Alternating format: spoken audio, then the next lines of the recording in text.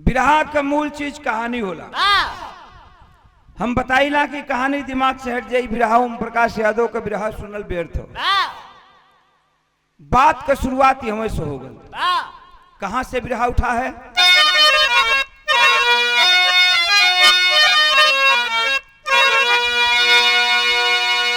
कि राजा सत्य केतु की बाला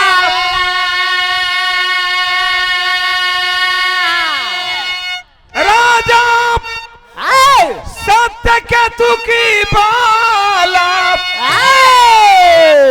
पहुंची जंगल बीच शिवाला अहेर करता पहुंचा मंदिर गंधर्व कुमार।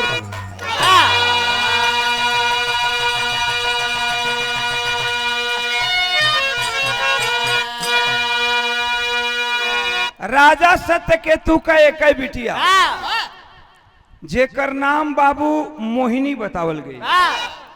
अब मोहिनी नामे ना रहे, मोहिनी को ओकरा में गुण भी रहे, उतना सुंदर रहे।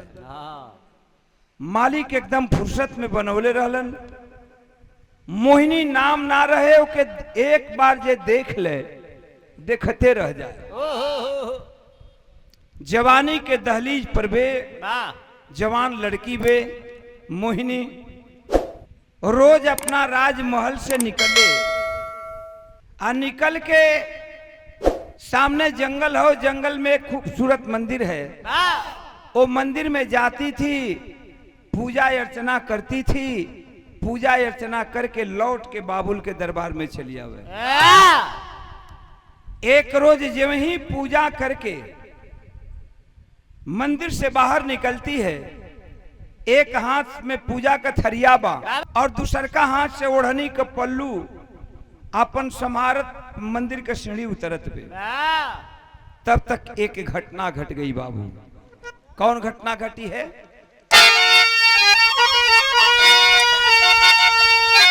तो चांद चिलमन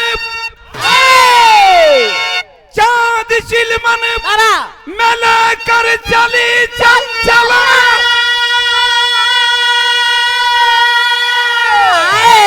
चांद चकमक को चाहा चखू चांदनी छोकरी छरहर छम छम की आवाज दी छदन छाई छटाई छटा भामिनी जिम्मू बाहन जवानी केहू नमाज में योगिनी जज्बा जौहर बनाया मिनी झंकार पीड़ा धनक दिल गया झांक झक झोर डाली कुंवर कामिनी।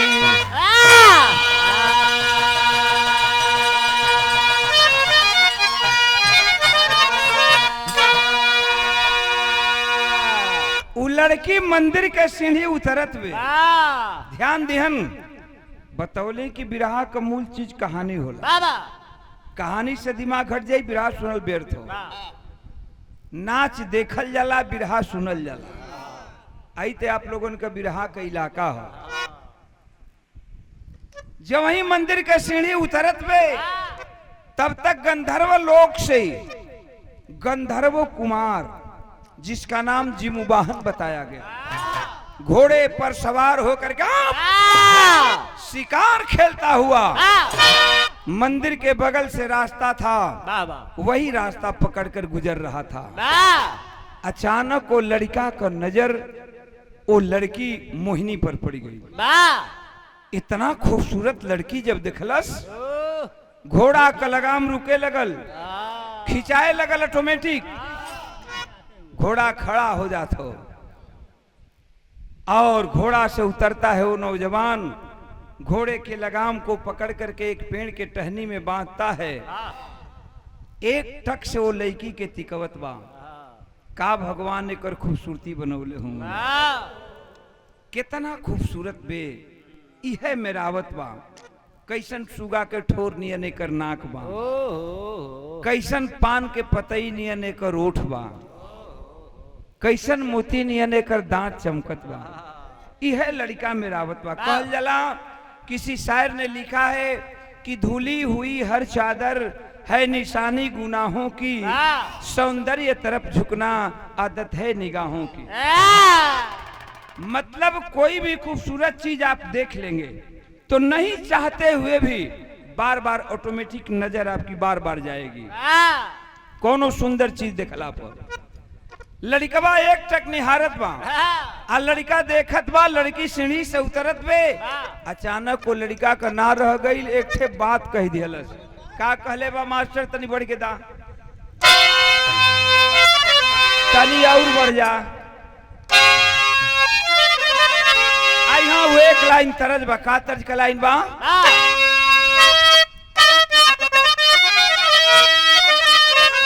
रेडियो रिकॉर्ड से आप लोगों ने सुने लन कि अरे ये माना मेरी जान,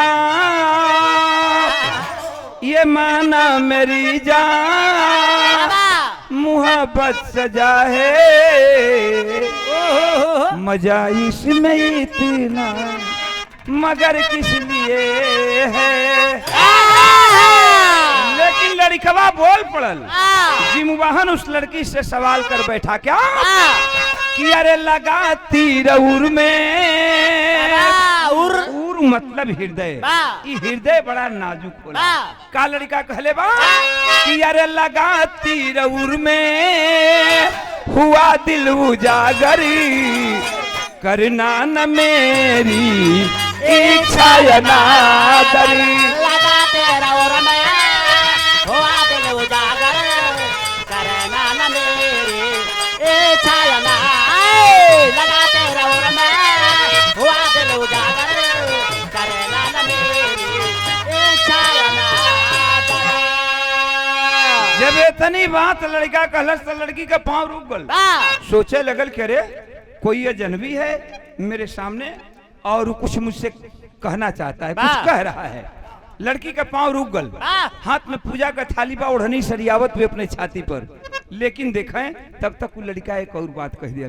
वो लड़की से का कहले बा कि अरे हृदय जल रहा है, ये हृदय जल रहा है और फटता जिगरी है।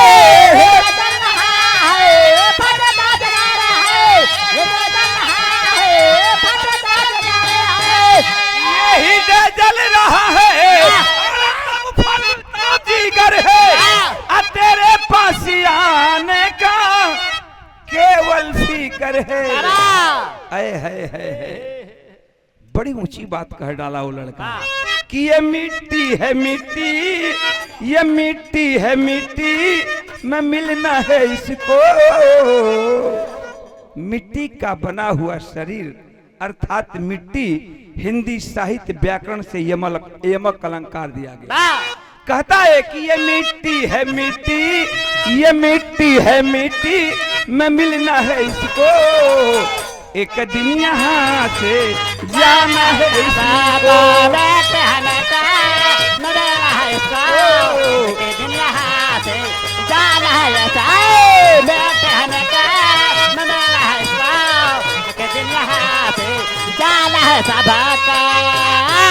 कहा कि ये लड़की मैं तुमसे प्रेम कर बैठा, क्या तुम मुझसे प्रेम करोगी? तुम मुझे पसंद हो, तुम मुझे पसंद हो, क्या मैं भी तुम्हें पसंद हूँ? लड़कियां मुस्कुराए लगे। अरे एक अजनबी ऐसी बात कर रहा है, लेकिन वो भी नौजवान था, राजा का लड़का था, जवानी की दहलीज पर था। जितना खूबसूरत मोहिनी रहलीन, एक जो भी कम खूबसूरत ना रहे, वो भी राजा का लड़का था। ऐ बाबू, मोहिनी नजर उठा करके देखती है, और जब नजर उठा करके देखती है, मोहिनी की नजर जा करके जिमवाहन की नजर से टकराई, और जिमवाहन की नजर मोहिनी के नजर से टकराई। तो नजर का बात कभी जी लिखलन का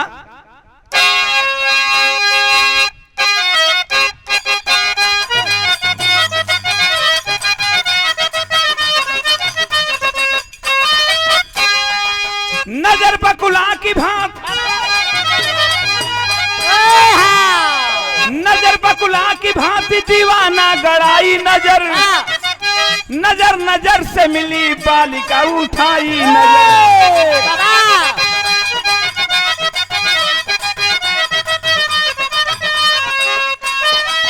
हया को चिर गई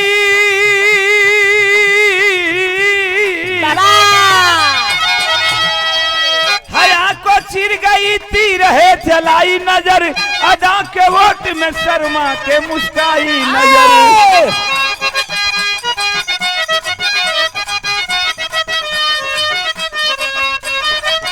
तनी बात समझ ला कहानी एकदम बिरहा हमार शीशा जैसन झलके लगी। शीशा में जैसे सूरत लौकेला सबके साफ साफ समझ में चली आई। जब इतना बात लड़कवा कहले बा लड़किया मुस्किया के नजर झुका लिया। इस बात को पता चल गया। अब रोजाना कौन के दोनों जब नैन चार बजे तब प्यार का शुरुआत हो गल। अब प्रेम इतना चरम सीमा पर पहुंच गई कि अब रोज के काम लग गल।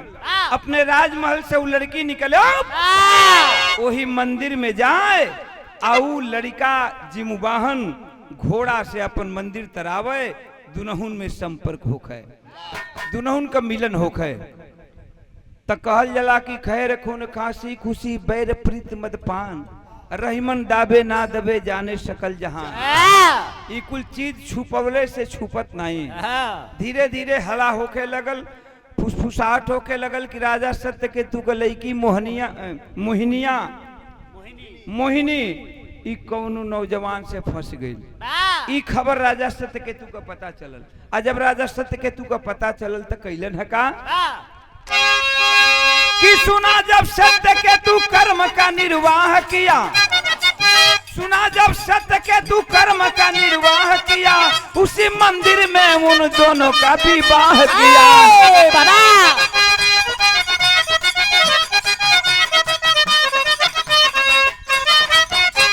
राजा सत्य के तू बिटिया के बोलोलन। अब बोला के कहलन की बेटी तू केहू से प्यार करेलू।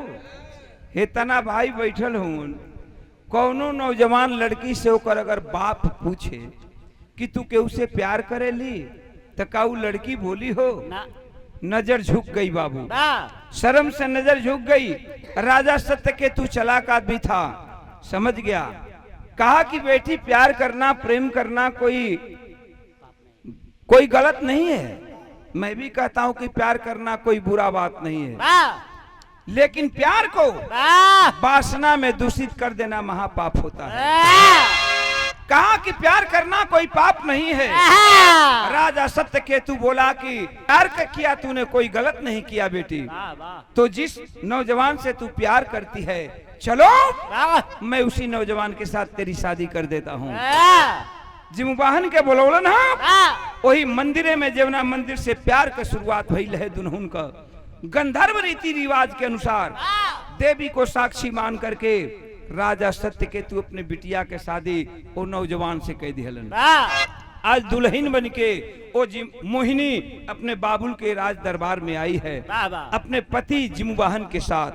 1 दिन बीतल 2 दिन बीतल 3 दिन बीतल 4 दिन 5 दिन 5 दिन बीतले पर जिमुबाहन खड़ा हो गईलन।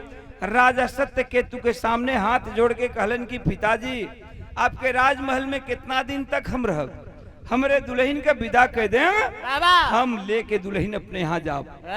राजा सत्य केतु भी समझ गए कि बेटी पराई धन होती है आज नहीं तो कल इसे जाना है। बिटिया का सजा धजा के सोरहो सिंगार बतीसो अभरण कई के आए अपने दामाद जिमुबाहन के साथ लगा दिहलन। जिमुबाहन लेके चलन हाँ और जब लेके चलन तब फैल का बाबू पड़ गया।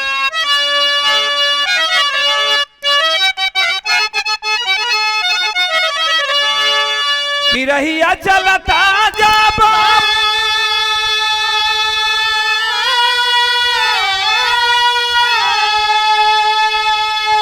ए बाबू गई ना थोड़ी दूरी हो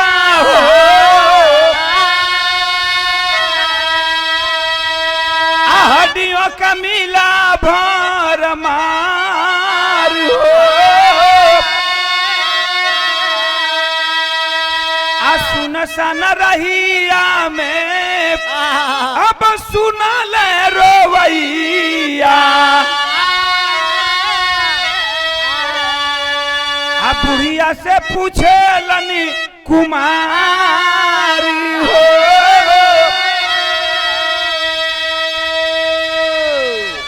ले करके नौजवान चल दिया अपनी दुल्हन मोहिनी को। जंगली रास्ता है, जंगल में कुछ ही दूर जाता है कि किसी औरत के रोने की आवाज आई है।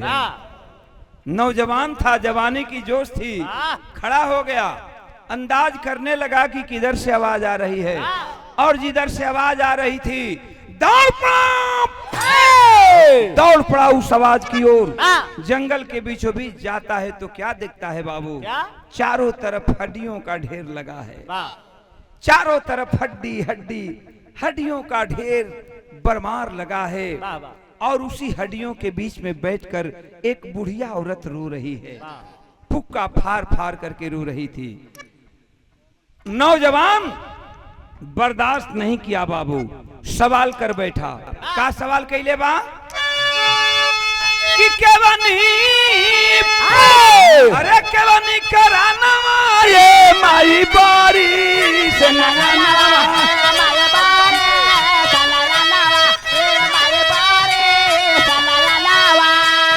ए माई बारी से नया नवा,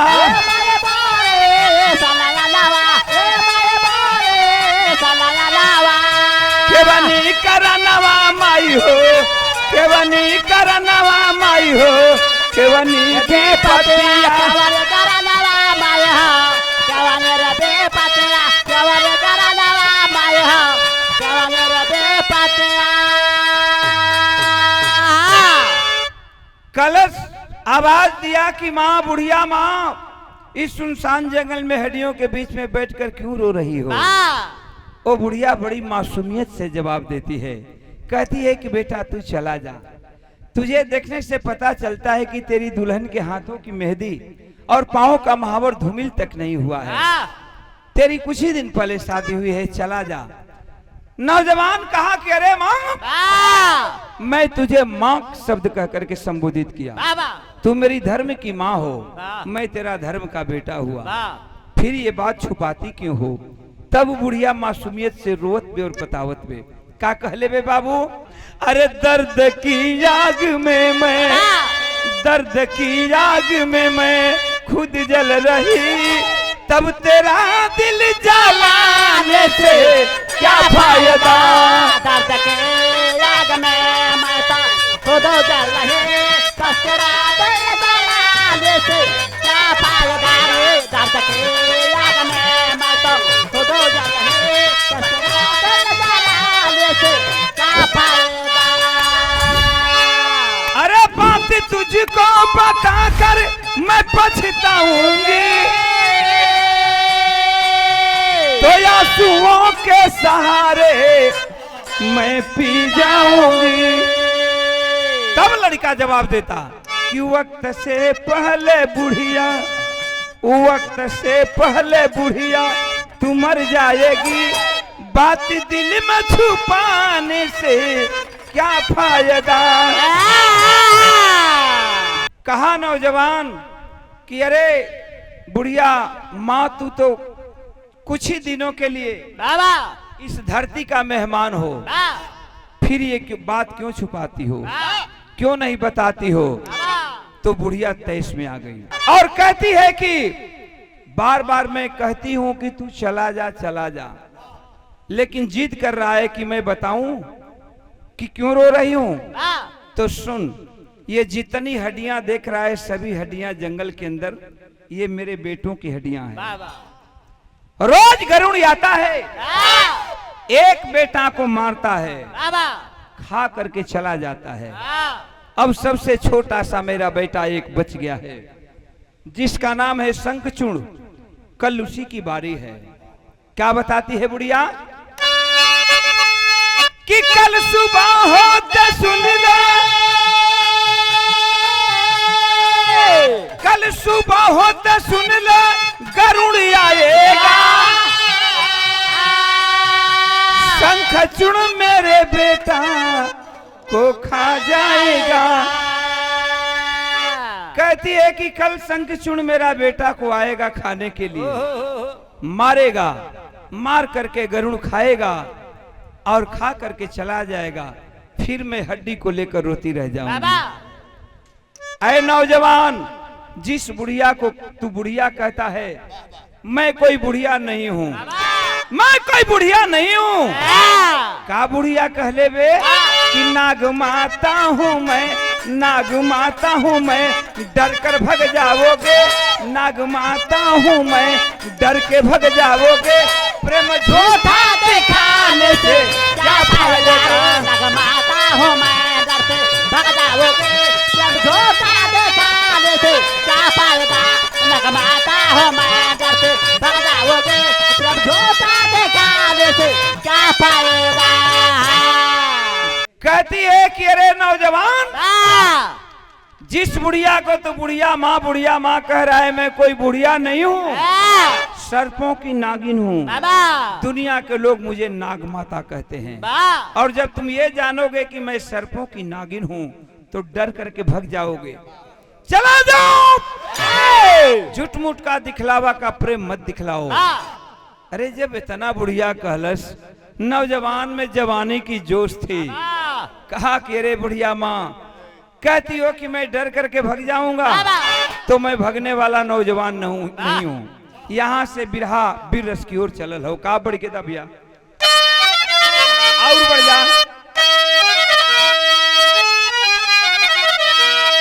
कहलस की जवानी कवनो काम न आई। यहाँ से बिरहा बीर रस की ओर चलल हो। ध्यान दिहन। का नौजवान कहले बा बुढ़िया से कि अरे जवानी कवनो काम न आई, तो सोना धक उठी तब चढ़ी न भीतर पानी।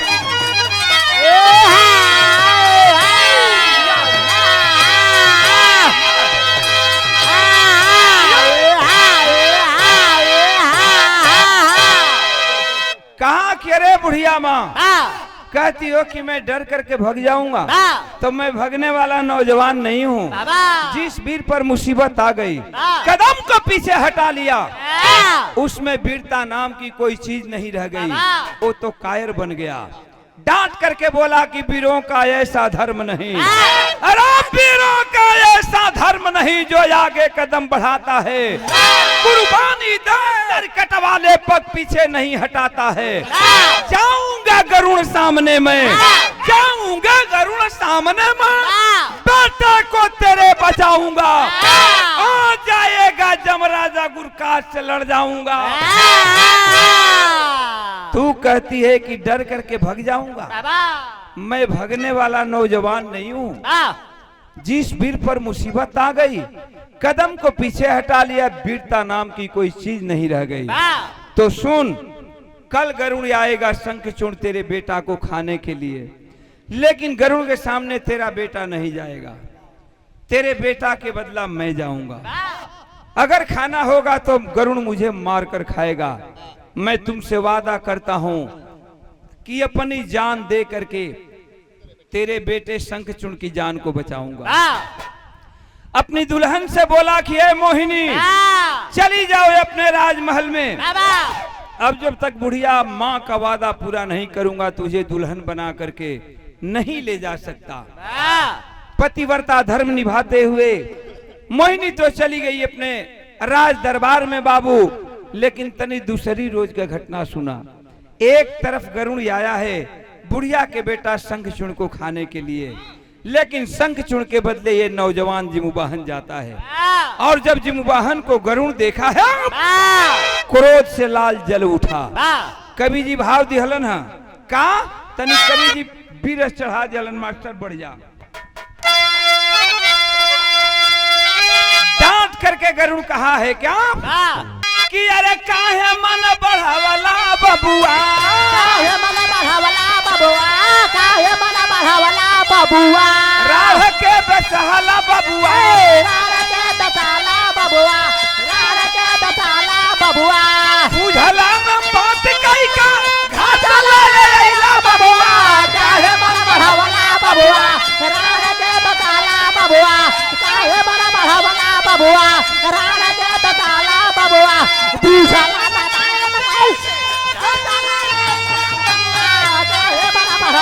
बबुआ,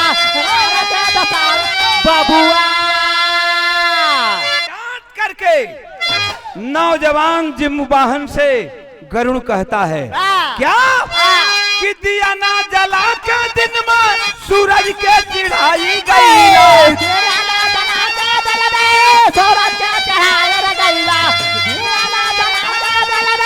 सूरज के चढ़ाए रे गैला अरे दिया ना जला के दिन में सूरज के चिढ़ाई गईला अपनी के सियारा सरा आके तारा नाई गईला सरा आके तारा नाई गईला आके तारा नाई गईला आके आजा मवाला बबुआ आके आजा मवाला बबुआ आके आजा मवाला बबुआ बहुत मारे आइला बबुआ बहुत मारे आइला बबुआ बहुत मारे आइला बबुआ आ बुझला में बात गई का भागला आइला बबुआ अरे मन बढ़ावला बबुआ राधा के तपा अरे मन बढ़ावला बबुआ राधा के तपाला बबुआ दूसरा बबुआ चाहे मन बढ़ावला बबुआ राधा के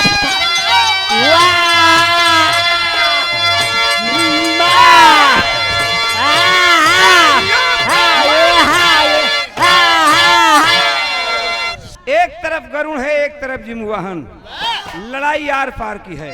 आज जब लड़ाई आर पार के हो गई लो समय भयल का बाबू आर पार का लड़ाई है एक तरफ जिम्मुवाहन है एक तरफ गरुड़ है और जब आर पार की लड़ाई हो गई तो हुआ क्या बाबू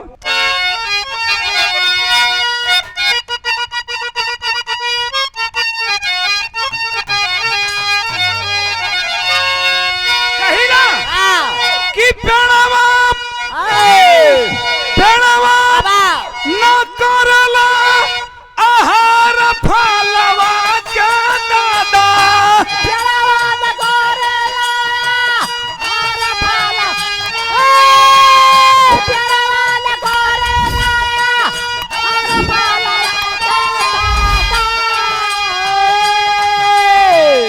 नदिया बुझावे नहीं दिलवा के पियासी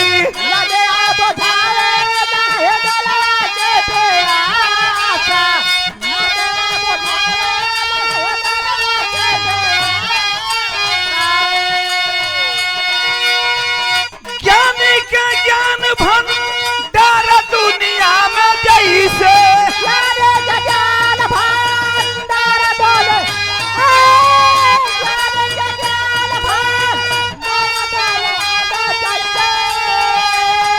बीरावन के तेज जैसे सूर्य के प्रकाश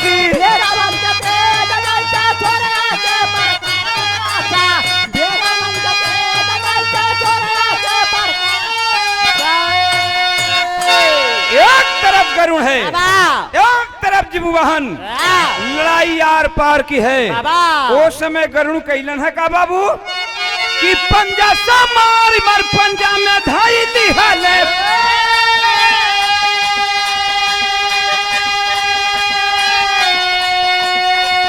भैया पंजा सा मार मर पंजा में धाई दिहले अरे करते बचावा जिम्बू हो गए लाचार तब तो चावा मनाई के गगन में मराए अरे जो चावा मनाई के गगन में मराए तब बहिया का बाजू बंद कैला बहेरा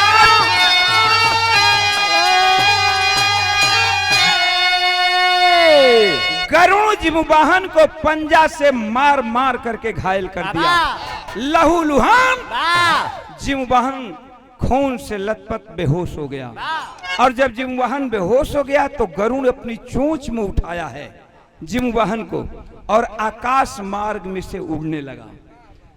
बाबू राजा का लड़का था ही जिम्मुवाहन दाहिने बाह में सोने का बाजूबंद पहन रखा था ओकर बाजूबंद टूट के ओकरे ससुर राजा सत्यकेतु के महल के आंगन में गिर गया। ओकर दुल्हन मोहिनी बाजूबंद पोले में पहचान गई कि ये तो मेरे पति का बाजूबंद है।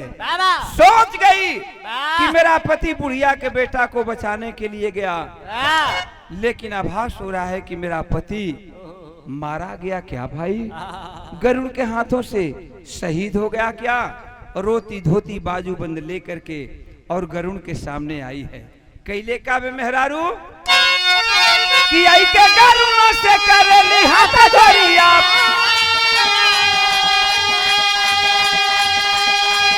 अरे छोड़ देखा गया समरा मांगी का सिंगार हो।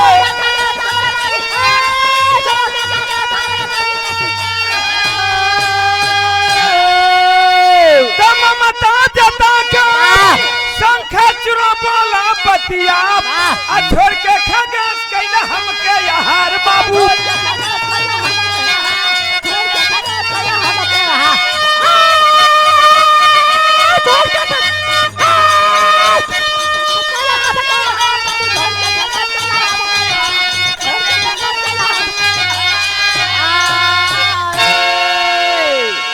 करके गरुड़ के सामने रोने लगी वो मोहिनी। कहती है कि गरुड़ से कि महाराज मेरे पति को मार दिए। अभी कुछ ही दिन पहले हम दोनों की शादी हुई थी। मेरा पति मेरे साथ सुहाग रात भी नहीं मनाया है।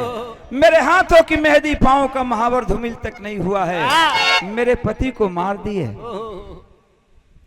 लेकिन तनी हवा का बात ही हमें छोड़ दा। अब तनी वो बुढ़िया के बात समझ ला। बुढ़िया के जो बेटा शंखचूड़ है, जब उसे पता चला है कि अरे मेरे चलते एक सुहागन का सुहाग उजड़ रहा है, मेरे चलते एक सुहागन दुल्हन का जिंदगी बर्बाद हो रहा है, तो आज नहीं तो कल तो मुझे मरना ही है। आज मैं बच जाऊंगा, गरुड़ कल आएगा मुझे मार करके खा जाएगा, तो क्यों ना मैं आज ही चलूं।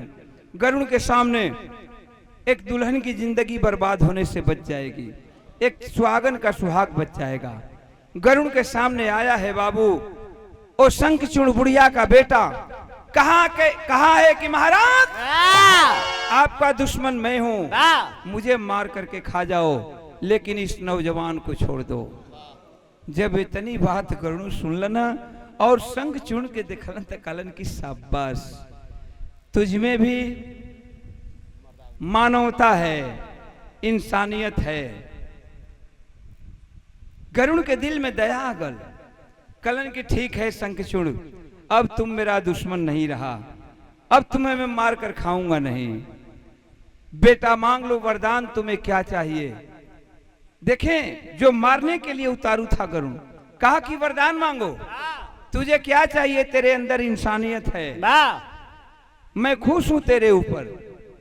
वरदान के जब नाम सुमलन है जिमुबाहन, जो उनकी खून से लथपथ बेहोश पड़ा रहलन, जिमुबाहन होश में आ गया, हाथ जोड़कर कहा कि महाराज आप वरदान देना चाहते हैं तो यही वर दीजिए कि आप सर्पों का आहार नहीं करेंगे। यो मस्त गरुड़ कह दिया, वरदान दे करके चला गया। बाबू इतना भाई बैठे वनी कोनो कपोल कहानी ना हो। तब से गरुड़ पुराण के अनुसार ये प्रमाण मिलता है कि गरुड़ लोग सर्पों का आहार नहीं करते हैं। ये कहानी जो भाई रामायण पुराण पढ़ते होंगे, गरुड़ पुराण के 125वां पृष्ठ से जिमुबाहन और मोहिनी की कहानी मिलती है, शुरू होती है। 125वां पृष्ठ में पढ़कर देखेंगे। गरुड़ पुराण के अनुसार 125वां पृष्ठ से जिमुबाहन और मोहिनी की कहानी मिलती है। तब से गरुड़ पुराण के अनुसार ये प्रमाण मिलता है कि गरुड़ लोग सर्पों का आहार नहीं करते हैं।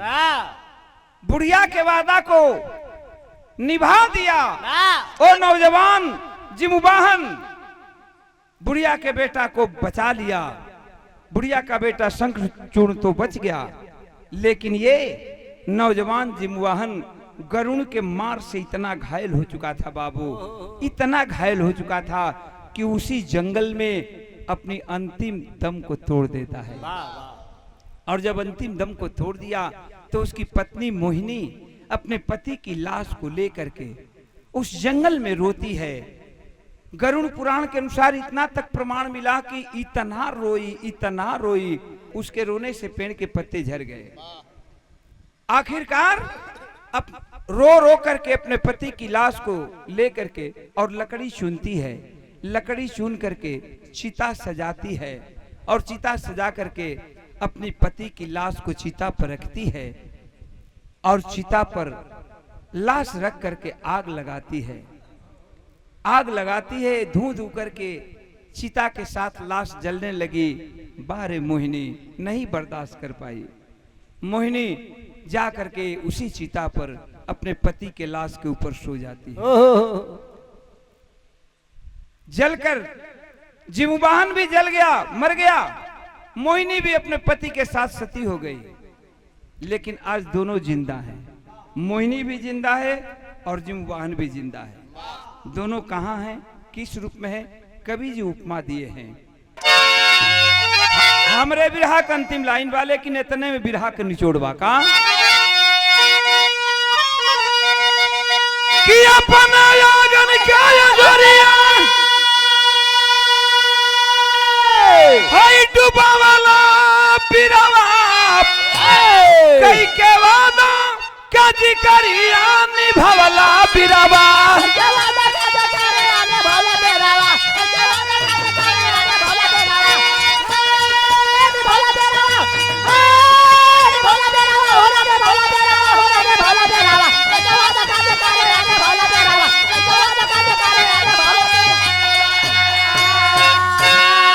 जिमुबाहन मोहिनी मर गए, लेकिन आज कलयुग में भी जिंदा हैं वो। कहाँ हुवन, केवना रूप में हुवन। कवि जी लिखलन हाँ, कवि जी उपमा दिहलन कि जम्मू नगर बसाए, जम्मू नगर बसाए राजा सती हो गई रानी। गली की मोहनी झील बन गई आज भी है। वही जिमुबाहन के नाम पर जम्मू कश्मीर बना और वही मोहिनी उसी जम्मू कश्मीर में मोहिनी झील के नाम से प्रसिद्ध हुई। इतना भाई आप लोगन बिरहा सुने बैठल हुन, जे भाई कब वो वैष्णो देवी गई होगा तो एक बार दिमाग तनी लेके चला। अब तक वहां तक ट्रेन जाए लगल। पहलवा जम्मू तक जाए आदमी ट्रेन से, जम्मू में उतरे, जम्मू से उतर के कटरा जाए, अब कटरा से चढ़ाई चढ़े शुरू होखे और वैष्णो देवी के जाके दर्शन होखे। और वैष्णो देवी के ठीक बाएं बगल जो ऊपर से झील गिरती है वही मोहिनी झील है। वैष्णो देवी का दर्शन होता है, मोहिनी झील का दर्शन लोग करते हैं और सबसे अंतिम दर्शन उससे भी ऊपर चढ़ करके काल भैरव का लोग दर्शन करते हैं। जब तीनों दर्शन एक साथ होता है तो दर्शन पूर्ण मानी जाती है। तो यही से हम कहिला का कहिला कि आदम जम्मू सारिया बना वाला बिरवा कई के वादा काजी करिया निभावला बिरवा।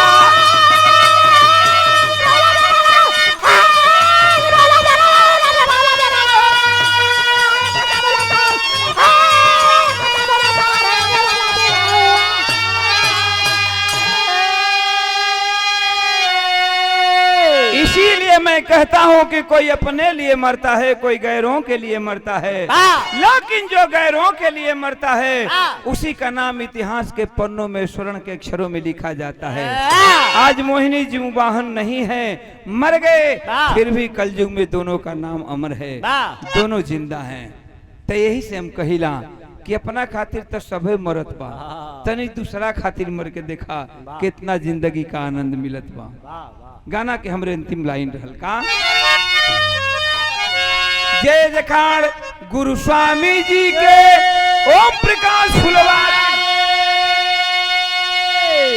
दीप मुहम्मदाबादी करता बिरहा की तैयारी।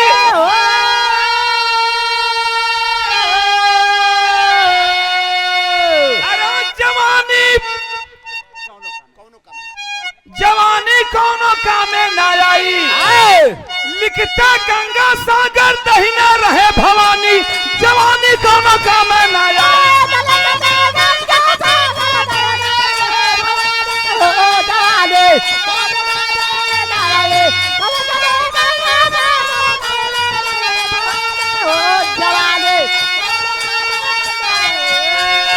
जन्म जन्म का साथ है हमारा तुम्हारा, हमारा तुम्हारा।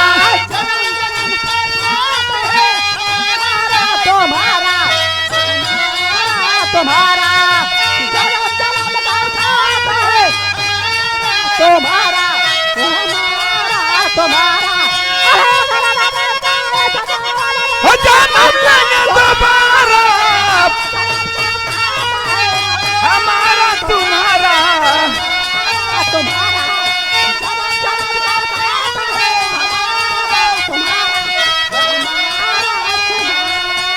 आए भैया धनी